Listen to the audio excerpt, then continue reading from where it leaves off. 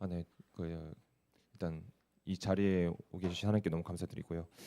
그 제가 이제 구원 얘기를 하기 전에 두 가지 좀 사과를 드려야 될 게 좀 있습니다. 한 가지는 제가 역시 이 습관이 안 돼가지고 컨닝을 좀 하겠습니다. 그리고 두 번째는 목사님께서 지적을 하셨는데 아마 저 그 말도 기억이 납니다. 대학에서 연구를 했다는 애가 이렇게 글씨를 못 쓰냐. 오늘도 글씨를 못 쓸 예정이라 미리 한번 사과를 드리고 시작하도록 하겠습니다.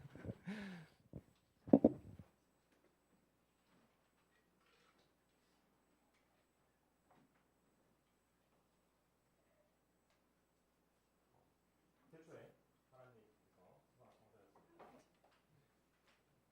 마이크는 그냥 안 쓰겠습니다. 그리고 하나님과 형상대로는 인간을 창조했습니다.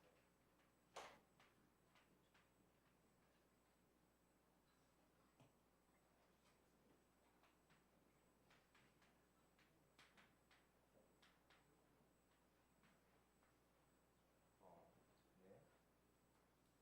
인간이 하나님의 품을 떠나서 죄를 짓고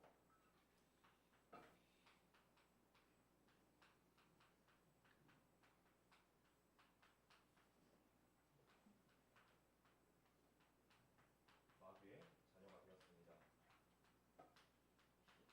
이때 인간에게는 불신자의 어떤 상태, 여섯 가지 상태가 있는데요.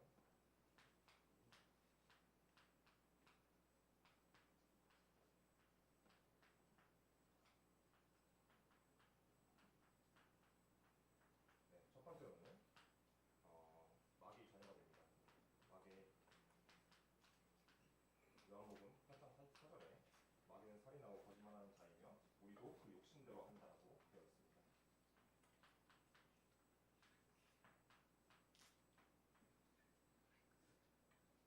안 돼. 이렇게 하면 컨닝을 못 하는데. 네, 두 번째로는 우상 숭배를 하게 됩니다.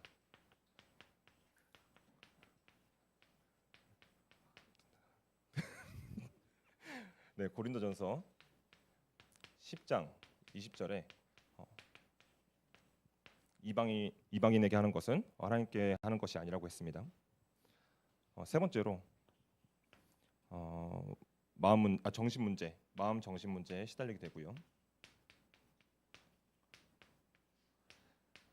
그냥 아는 데까지 하겠습니다. 컨닝 안 하고.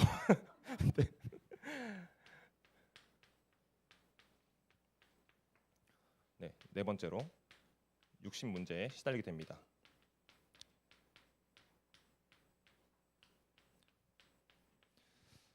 네, 다섯 번째로는 이런 문제가 죽어서도 계속되고 내세 문제가 오게 되고요.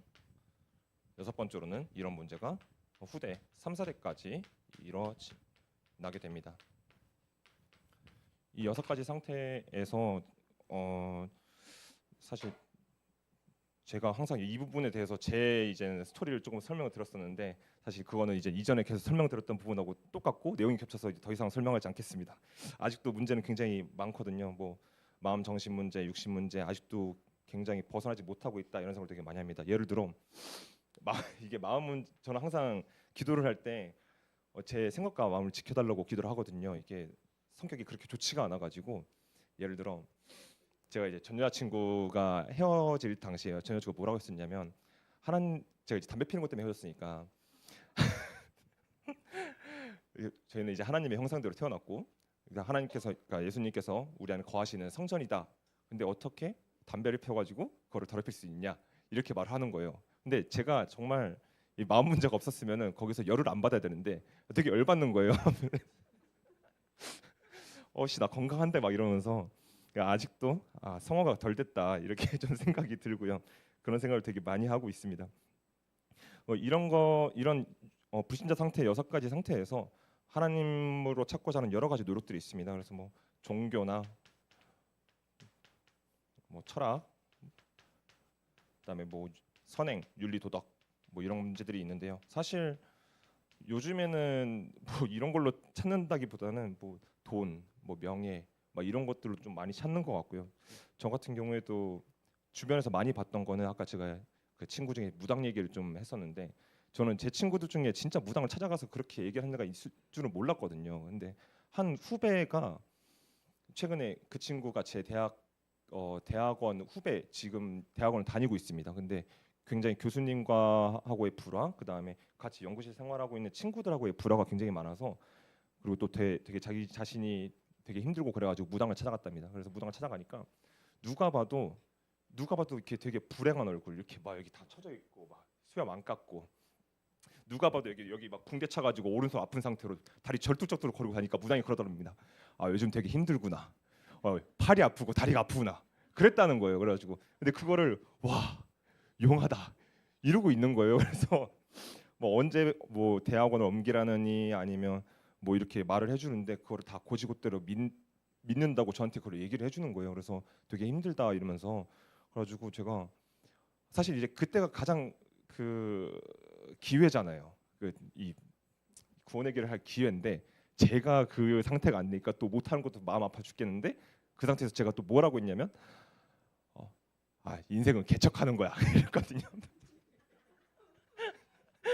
그래서 이게 진짜 이게 진짜 기도가 필요하구나. 그리고 이게 왜 내가 이 구원의 길을 하는 사실 그 전에는 이유를 잘 못 찾았었거든요. 근데 이게 계속 하나님께서 신호를 주시는 것 같아요. 너 주변에 지금 저한테 되게 어려움을 얘기를 하고 되게 진짜 그 마음 속내까지 있는 얘기를 다 하는 친구들이 되게 많은데 그 친구들한테 단 한 번을 얘기를 하지 못하는 게 되게 마음 아픈 거다 이런 좀 생각이 많이 들었었고요. 그래서 막 요즘에는 뭐 무당 찾아가는 친구들이 되게 많은 것 같아요. 제 주변에도 한 지금 최근 한 일주일 전에 불과 일주일 전에가 한 2명 정도 그렇게 얘기를 했었고 한 명은 또 무당한테 찾아가가지고 뭐 제가 언제 결혼을 할까요? 그랬더니 그네 여자이거든요. 근데 너는 결혼을 40살 하게 될 거야. 이런 거예요. 그래가지고 그 친구한테 또 무슨 40살 하냐 여자가 40살이면 안 된다 그러면서 막 뭐라고 했었는데 정말 내가 이 기회를 다 놓치고 있구나. 내가 지금 내 상태 때문에 제대로 복음을 전하지 못하는 상태라서 되게 이게 정말 마음 아프다고 솔직히 마음이 잘 안 아프거든요. 근데 이게 정말 마음이 아파야 되는 일이구나 하고 생각하고 있습니다. 전 정말 이것도 감사합니다. 제가 이런 생각을 한다는 것도 되게 하나님께서 나를 정말 많이 사랑하시는구나 이렇게 생각을 합니다. 사실 인간의 상태에서 인간 그 불신자 상태에서 하나님께로 올 수 있는 길을 하나님께서 주셨는데요. 원래는 아는데 네 하나님께서 참 선지자로 오셔서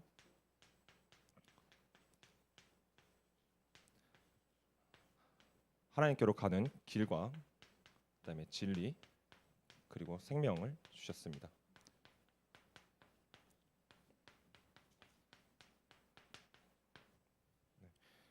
두 번째로 참 제사장으로 오셔가지고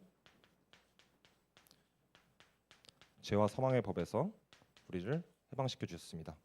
그리고 참 왕으로 오셔서 원수의 힘을 제어할 힘을 주셨고 마귀를 멸하셨고요. 사실 예수님이 사실 지금까지도 제 삶에서 이게 잘 누려지고 있느냐라고 생각하면은 뭐 그런 것 같진 않아요. 제가 하나님을 고지고대로 100%다 믿느냐? 그건 아닌 것 같습니다. 그래서 지금 이렇게 살고 있는 것 싶은데 예수님께서는 그리스도이십니다. 모든 문제를 해결하셨고요. 사실 그거를 믿기만 하면 우리는 구원을 받게 됩니다. 요한복음 1장 12절에 영접하는 자, 곧 그 이름을 믿는 자들에게는 하나님의 자녀가 되는 권세를 주셨다고 말했습니다. 그래서 지금 이 순간 저도 그렇고 사실 저를 위한 기도가 제일 필요할 것 같아요. 그래서 제가 영접 기도를 먼저 하면 따라해 주시면 감사드리겠습니다. 기도하겠습니다. 하나님 아버지, 저는 죄인입니다. 하나님을 몰라 마귀 자녀로 살았습니다. 우리를 위해 그리스도가 우리 모든 문제를 해결하셨음을 믿습니다. 지금 내 안에 들어오셔서 제 평생의 삶을 인도해 주세요. 평생 하나님만 바라보고 살게 해주세요. 예수 그리스도의 이름으로 기도합니다. 아멘. 네, 아멘 감사합니다. 이렇게 하나님의 자녀가 된 우리는 하나님 자녀의 7가지 축복을 누리게 됩니다. 먼저 네, 하나님의 자녀가 되었고요. 두 번째로 성령 인도를 받게 됩니다. 이 구절을 좀 찾아보니까 전 진짜 지금까지 몰랐는데 요한복음 14장 26절에 보혜사 성령님이 우리를 인도해 주신다고 했었거든요. 근데 14, 26절 이게 보혜사라는 말이 저는 오늘 알았습니다. 오늘 찾아보다가 성경을 보다가 근데 보혜사란 말 항상 썼었는데 저희가 이게 무슨 말인지 모르겠는 거예요. 그래서 찾아보니까 보호할 보혜에 은혜로울 해자 그다음에 선생사자 해가지고 보호하시고 은혜로운 선생님이다라고 하는 그 한자 이렇게 있더라고요. 그 뜻이 원래 그 뜻은 아닌데 그게 한자로 의역됐다고 하더라고요. 그래서 이게 또 이런 뜻이 있구나라고 좀 생각을 했었고요. 세 번째로는 우리의 기도에 응답해 주시고요.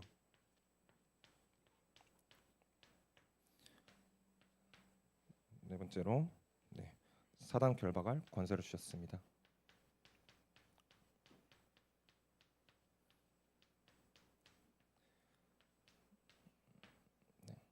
그다음에 마지막 다섯 번째로 천사 동원권 천사가 우리 곁에 있게 되고요.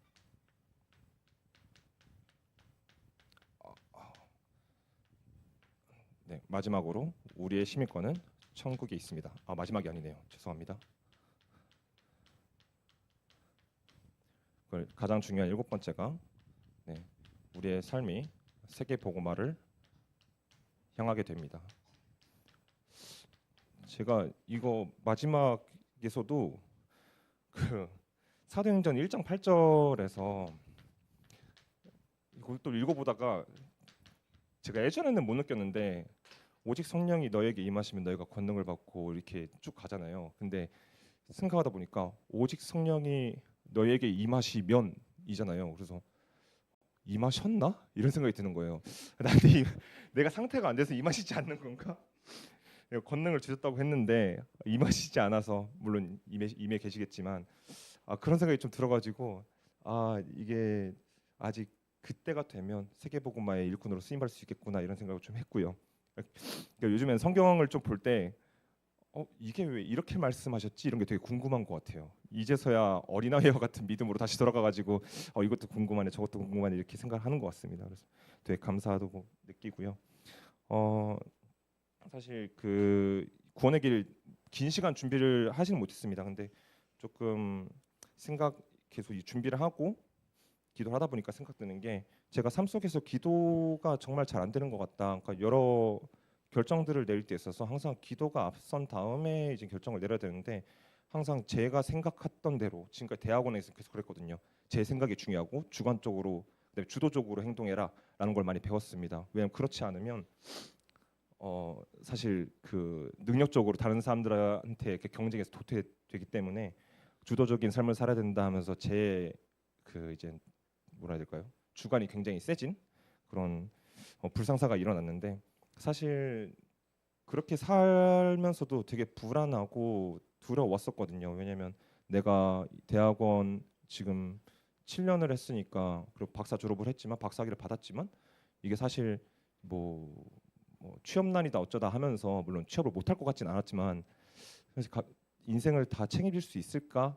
사실 인생을 책임지는 건 제가 책임지는 게 아니거든요. 하나님께서 책임지시는 건데 그게 안 믿어지니까 계속 불안한 거예요. 그래서 그런 부분이 있어가지고 아직도 계속 제 지금 주관대로 살고 있는 걸 좀 많이 느껴요. 예를 들어서 뭐 회사에 입사하고 나서 그래도 제가 대학원 생활을 엄청나게 험난하게 했는지 능력을 그래도 꽤 인정받고 있습니다. 그래서 내년에 이제 사업 하나도 독자적으로 맡아가지고 진행을 할 예정이고 그 다음에 가능하면 3년 안에 이거 팀장도 달아볼 수 있겠다 이런 생각이 드는 거예요. 그러니까 순간 욕심이 확 드는 거예요.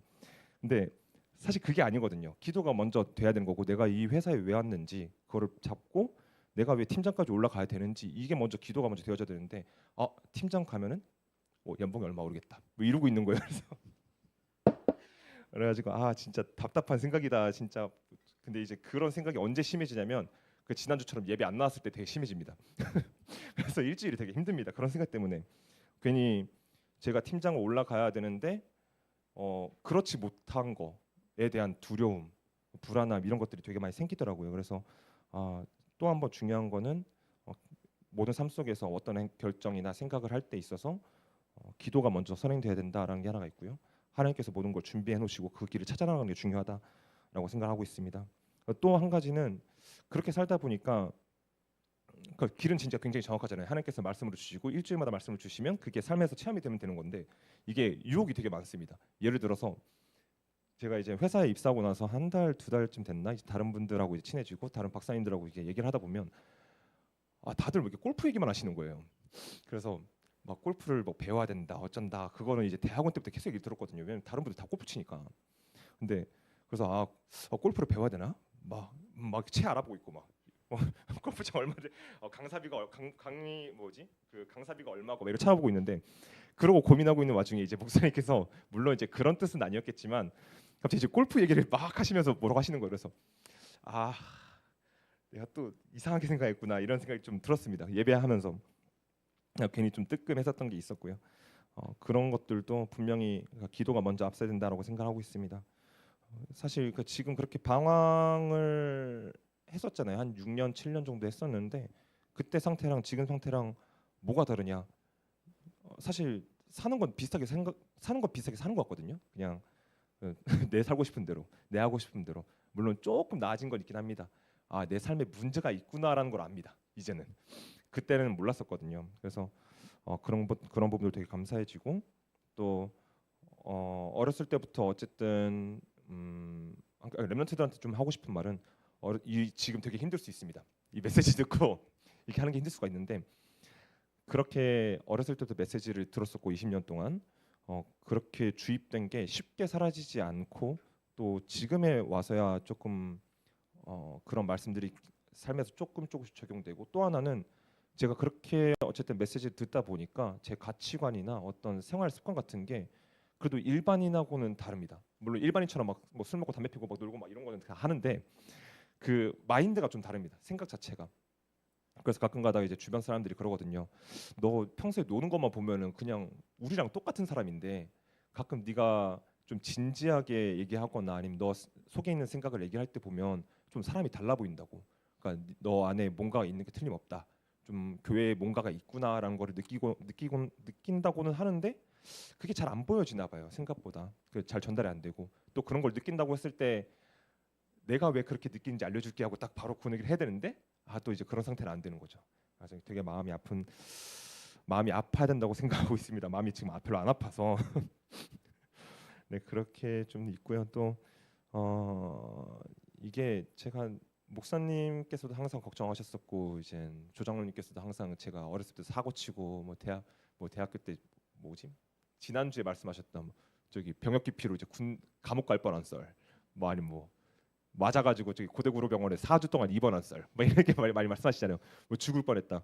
근데 저는 물론 이제 그런 게 정상적인 길은 아니라고 생각합니다. 근데 다만 이것도 하나님 계획 안에 있지 않을까라고 생각했던 이유가 이게 진짜 성격이 왜 이렇게 됐는지는 모르겠는데 보통 저희 조장님도 항상 그랬거든요. 똥인지 된장인지 먹어봐야 아냐. 찍어서 먹어봐야 아냐는데 저는 먹어봐야 압니다. 되게 축복받지 못한 성격이라 그래서 하나님께서 진짜 죽지 않을 만큼만 딱 경험을 하게 하시고 그렇게 좀 그런 삶을 체험하게 하시고 그렇게 너가 눈으로 보고 이 현장에서 너가 해야 될 일이 무엇인지 찾아라 이렇게 말씀하시는 것 같아서 또 오늘 준비하다가 되게 감사했었고요. 진짜 정말 제 인생을 완전하고 또 세심하게 챙겨주시는구나 이렇게 생각했습니다. 그리고 또 제가 이젠 중직자 같지 않은 어쨌든 중직자 자리만 있는 물론 항상 직분 주신 거에 대해서는 감사하지만 사실 30살 30 초반 사실 33이면 중반입니다. 30 중반에 다 돼 가서야 이제 교회 시스템도 이제서야 이해를 하고 그다음에 기도와 예배의 중요성을 이제야 이해를 하고 정말 아직 중직자로서 너무 많이 부족하다는 걸 많이 느끼고요. 그럼에도 불구하고 또 이렇게 시간표가 와서 이렇게 뭐 구원의 길도 하고 또 교회에서 찬양으로라도 조금씩 이렇게 헌신하고 있다는 것 자체가 내가 하루하루 그다음에 일주일마다 아니면 한 달 한 달마다 계속 성화되어가고 있는 과정이구나 하고 이런 걸 좀 많이 감사하다고 느꼈습니다. 네, 구원의 길 여기까지입니다. 감사합니다.